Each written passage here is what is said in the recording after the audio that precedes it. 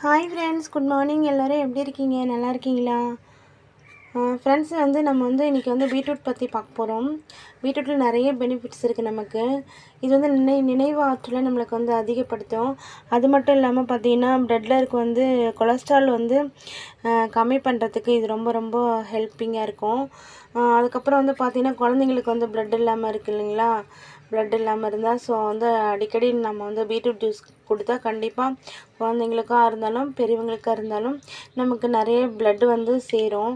பீட்ரூட்டில் நிறைய நிறைய பெனிஃபிட்ஸ் இருக்குது. நம்ம ஏதாச்சும் அடிபட்டால் அந்த இடத்துல ரொம்ப நாள் ஆறாமல் இருக்கும் இல்லையா? பீட்ரூட் ஜூஸ் அடிக்கடி நீங்கள் சாப்பிட்டீங்கன்னா அடிக்கடி பீட்ரூட்டை யூஸ் பண்ணிங்கன்னா அந்த காயம் சுத்தமாக ஆறிடும்.